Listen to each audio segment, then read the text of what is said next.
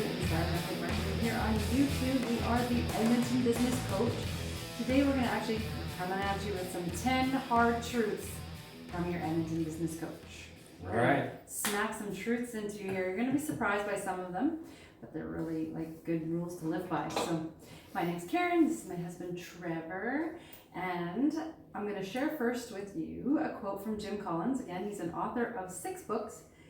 And he says, those who build great companies understand that the ultimate throttle on growth for any great company is not markets or technology or competition or products. It is one thing above all others, the ability to get and keep enough of the right people.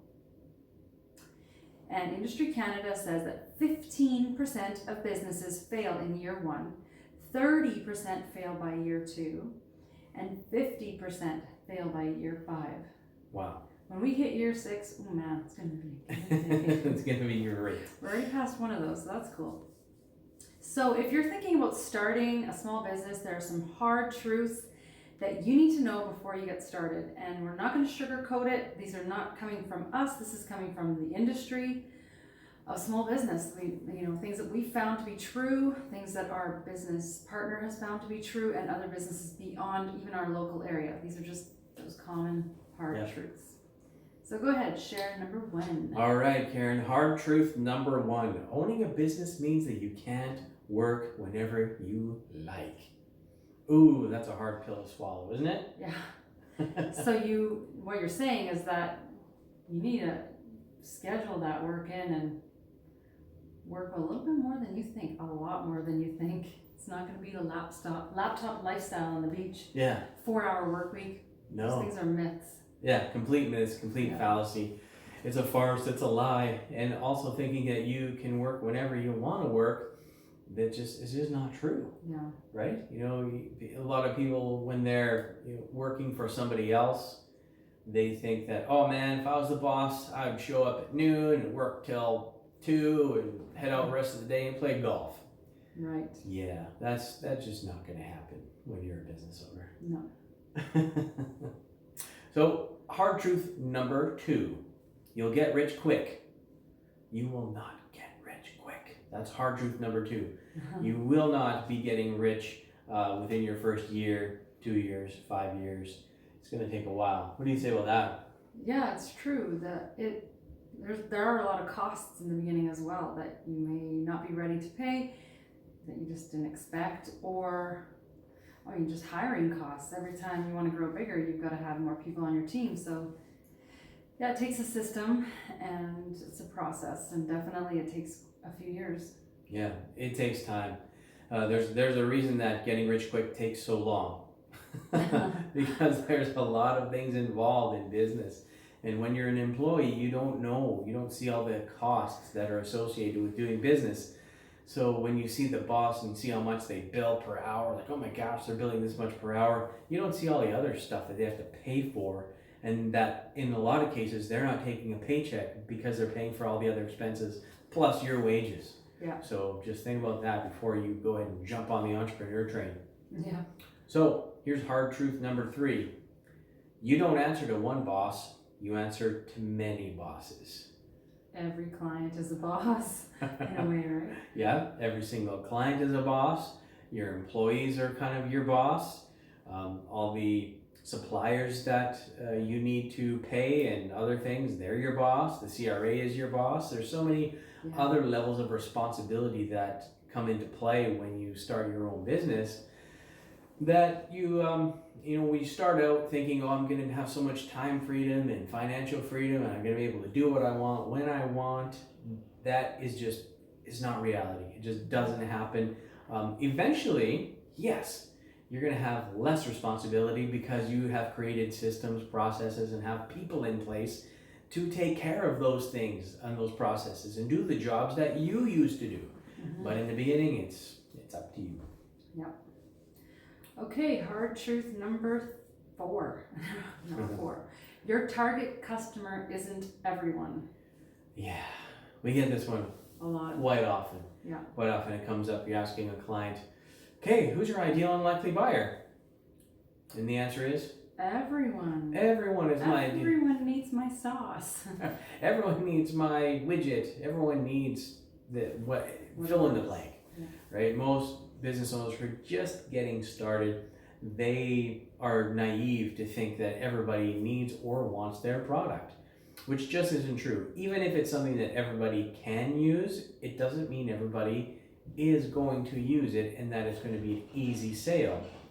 And the reason for that is there's so many different options available, right? If you're the only one of that type and you're like the unicorn of the business world and you've got one thing that everybody needs and nobody else has anything close to it, yeah, it's going to be easy for you to sell that thing. Let's say if you're the only one who was able to sell sliced bread, you'd be the only one selling that thing, right? But that's not the case with 99.999% of businesses. There's somebody else out there who has a similar product or a competing product or exactly the same product or service, and you're gonna have to fight for every single sale. You gotta come up with your ideal and likely and smallest viable market in order to win. So it brings us to hard truth number 5. 75% of employees steal. Yep. Yikes. Yep. So look around the room. That's right. Look to the left of you, look to the right of you. Some 3/4 of the people in your office are more than likely stealing something, whether it's office supplies, stealing time, or it can be right out embezzlement, stealing funds, Yeah.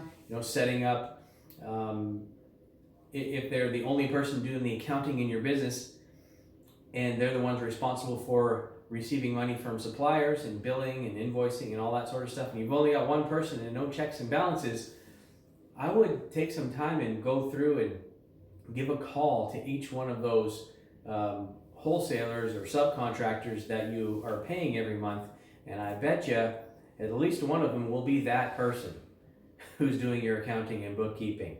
So yeah, 75% of employees are stealing from the business place, so the paranoid survive when it comes to business. All right, next one, hard truth number 6. If you don't have a repeatable weekly schedule, you will never have time freedom. Yeah. What do you say about that, Karen? Yeah, you end up wasting a lot of time when you don't know what you're going to do from one moment or one task to the next. You're just trying to figure it out, and you kind of get pulled in all different directions. If you have things down on the schedule, you stick to it, then you actually accomplish a lot more. You get into the momentum of it, and your mindset is there. That repeatable weekly schedule is kind of like the holy grail of business. Yeah, it really is.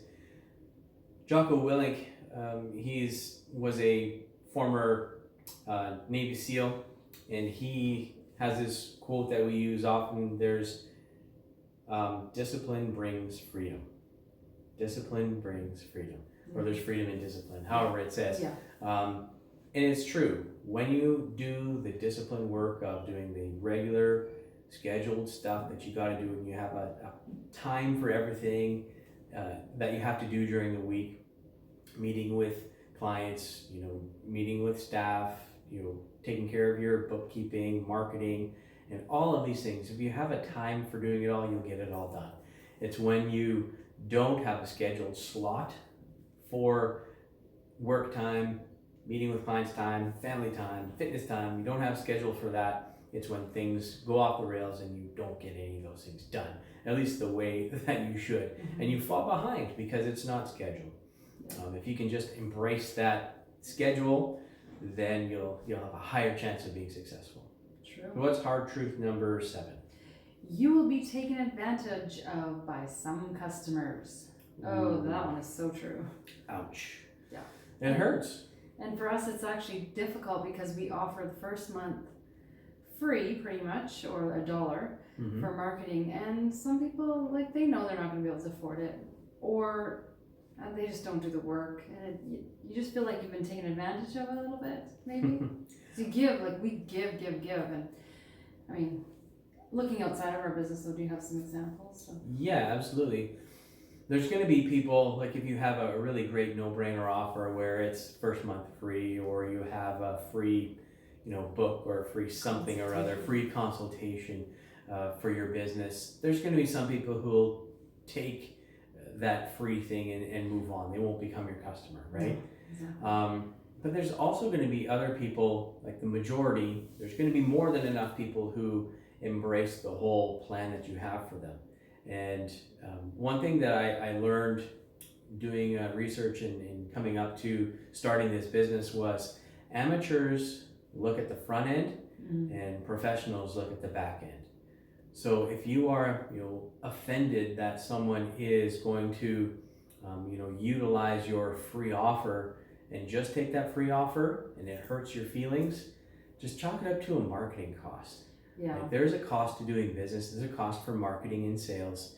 And for every person that takes that free offer and doesn't proceed, even if you have one or two that do proceed with that full offer, you're gonna more than make your money back on that. It's just a matter of numbers. It's an accounting thing that you can figure out pretty easily. If you can, the cost is to acquire a customer, you can pay as much as the lifetime value of that customer. So if one customer lifetime value is $10,000, you can afford to pay up to $10,000 to acquire one customer. So don't worry about a little giveaway that you have, or some kind of a loss leader, or a self-liquidating offer. Don't freak out about that. Think about the lifetime value of that customer, and that's how you're gonna win. So how do you recoup that cost, or you just chalk it up to experience? If it costs you that much and basically you get nothing out of it, or is it because of referrals? It's a numbers game, right? It's a numbers game, right? So let's take, for instance, let's say for one of our clients, he's a CPA. He gives away 2 hours of time plus a book. Okay? So 2 hours of his time, that's $300, plus a book is another $30. So $330 it costs him for that initial free consultation. If he doesn't close that deal, it's $330, he's out.